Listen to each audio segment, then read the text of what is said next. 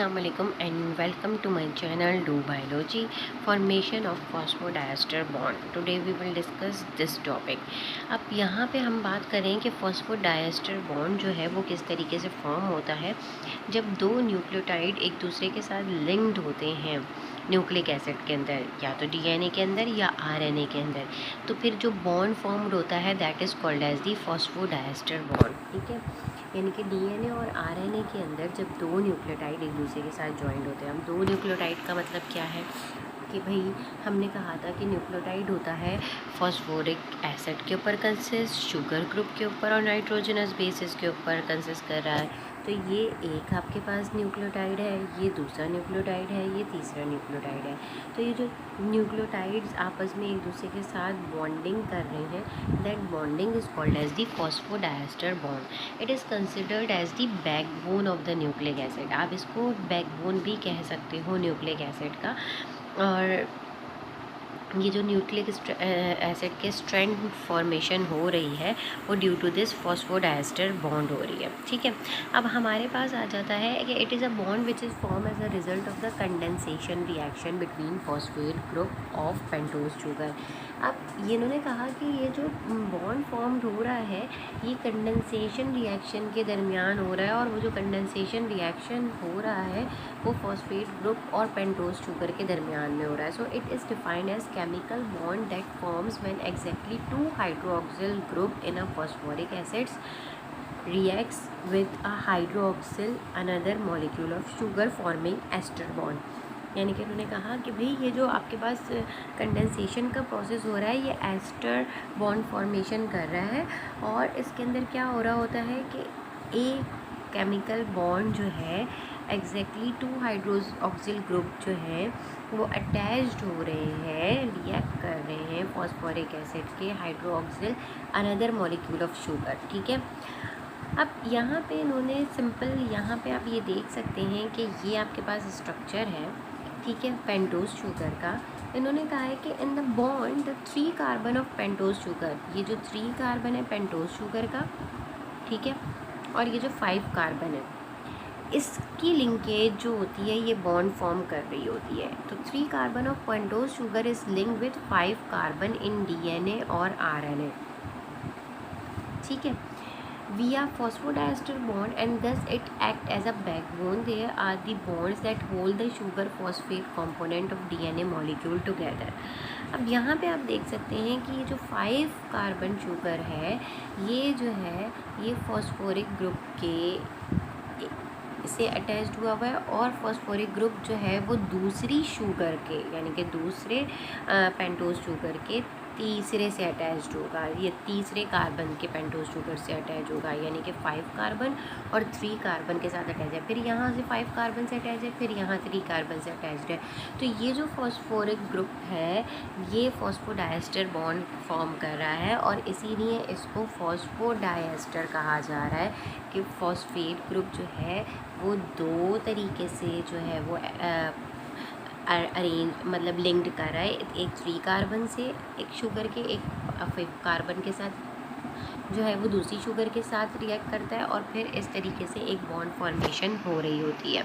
तो यहाँ पे सिंपल इन्होंने कहा है कि it is a bond which is form as a result of the condensation reaction. Condensation reaction होगा साथ में जिसमें पेंटोज शुगर के साथ ये अटैच्ड होता है फॉस्फेट ग्रुप, और एक 3 कार्बन और एक 5 कार्बन पेंटोज शुगर के साथ अटैचमेंट होती है इसकी। और these are the bond that hold the sugar phosphate components of DNA molecule together. और ये शुगर और फॉस्फेट के कंपोनेंट को आपस में एक दूसरे के साथ जोड़ के रखते हैं, और फिर ये जो पूरी एक लिंकेज फॉर्म्ड होती है that is called as the phosphodiester bond. फिर come to the topic polynucleotide. Earlier discussion made it clear that the nucleotides are join together and form polymers. और वो जो न्यूक्लियोटाइड्स ज्वाइन होते हैं वो डीएनए और आरएनए बनाते हैं। तो they have variety of role in living organism, और वो रोल क्या है लिविंग ऑर्गेनिजम्स के अंदर कि डीएनए जो है वो ट्रांसफॉर्मेशन और हेरिडिटी कैरेक्टर्स को और जेनेटिक इन्फॉर्मेशन को इनकोड कर रहा होता है, और DNA is in simple fashion is the form of the in the form of codes. और ये जो आपके पास डीएनए ये सारी की सारी इन्फॉर्मेशन ट्रांसफॉर्म कर रहा है, हेरिडिटी इन्फॉर्मेशन ट्रांसफॉर्म कर रहा है, ये in a form of code होती है। Now come to the topic structure of the DNA, and it is the most important topic. सबसे पहले जो इसने ये डिस्कवर किया था और एक्सप्लेन किया था ये थे James Watson and Francis Crick, दो साइंटिस्ट थे। इन्होंने 1953 के अंदर ये डीएनए का डबल हेलिकल स्ट्रक्चर का मॉडल जो है वो प्रपोज किया था, और उन्होंने कहा था कि ये जो डीएनए होता है ये डबल हेलिकल स्ट्रक्चर के ऊपर कंसिस्ट कर रहा होता है, एक हेलिक्स ये इसका दूसरा हेलिक्स, ठीक है। फिर उन्होंने कहा each helix is made up of 4 types of nucleotide, her helix के अंदर 4 टाइप के न्यूक्लियोटाइड होते हैं। ये आपको नज़र आ रहे होंगे, ये आपको नज़र आ रहे होंगे, एडेनिन, गुआनिन, साइटोसिन, थाइमिन, ये आपके पास जो है वो 4 टाइप के हेलिक्स नाइट्रोजनस बेसिस होते हैं, ठीक है। 4 टाइप्स के न्यूक्लियोटाइड्स होंगे और जो है वो 4 टाइप के नाइट्रोजनस बेसिस होंगे। Both helix are complementary to each other. For example, if one helix contain adenine, then the opposite और complementary helix will contain thymine, यानी कि दोनों एक दूसरे के अपोजिट और कॉम्प्लीमेंट्री वर्क कर रहे होते हैं कि अगर एक में एडेनिन है तो उसका अपोजिट थाइमिन लगेगा, और दूसरे हेलिक्स के अंदर अगर यानी कि एक इस स्ट्रैंड के अंदर एडेनिन आ गया तो इधर वाले में थाइमिन होना ज़रूरी है, ठीक है। फिर उन्होंने कहा कि और अगर एक में गुआनिन है तो दूसरे वाले में साइटोसिन कॉम्प्लीमेंट्री में होगा, और each helix is consist of 2 parts, upright made up of deoxyribose sugar and phosphate rung made up of nitrogenous bases. तो उन्होंने कहा कि ये जो 2 पार्ट्स के ऊपर कंसिस्ट कर रहा है, इसके भी हेलिक्स के जो है वो क्या होता है कि रंग्स जो होते हैं वो नाइट्रोजनस बेसिस पे कंसिस्ट कर रहे होते हैं। अगर 5 एंड से स्टार्ट हो रहा है, एक 3 एंड से, 3 डैश एंड से, एक 5 डैश एंड से, 5 डैश एंड से अगर स्टार्ट हो रहा है तो सामने वाला 3 डैश एंड से होगा, अगर एक 3 डैश एंड से स्टार्ट हो रहा है तो सामने वाला 5 डैश एंड से स्टार्ट होगा। तो इन्होंने कहा कि या तो ये फॉस्फेट शुगर से स्टार्ट होता है, या यानी कि पेंटोज शुगर से स्टार्ट होता है, या ये फॉस्फेट ग्रुप से स्टार्ट हो रहा होता है। Both helix are held together by H bond due to which zipping and unzipping of both helix occur by making and breaking of their H bonds. उन्होंने अच्छा एक और बात, ये जो जितने भी अटैचमेंट हो रही है नाइट्रोजनस बेस की, ये विद द हाइड्रोजन बॉन्ड हो रही है, ये हाइड्रोजन बॉन्डिंग हुई हुई है।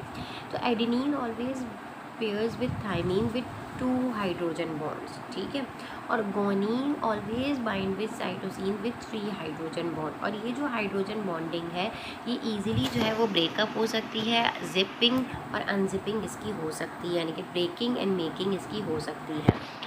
Both helix are opposite in one direction, यानी कि एक चेन रन जो है वो फ्रॉम 5 डैश टू 3 डैश पे चलेगा, यानी कि यू कैन सी ये 5 डैश एंड से 3 डैश एंड पे चल रहा है, ये 3 डैश एंड से 5 डैश एंड पे जो है वो स्टार्ट एंड होगा, ठीक है।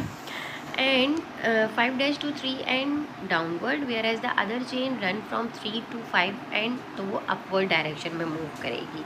Distance between 2 helix remain same for one end to another end that is 20 angstrom. दोनों जो है वो हेलिक्स के दरमियान का डिस्टेंस, ये जो आपके पास दोनों हेलिक्स के दरमियान का जो डिस्टेंस आएगा ये 20 एमस्टोन का होता है, ठीक है। और उन्होंने कहा each turn off duplex consist of 10 base pairs. ये जो आपके पास एक टर्न आ रहा है ना, इसके अंदर 10 बेस पेयर्स होंगे। 10 बेस पेयर्स का मतलब ये है कि ये जो आपके पास बेस पेयर्स हैं ये 1 2 ये इस तरह से आपके पास 10 बेस पेयर्स होते हैं।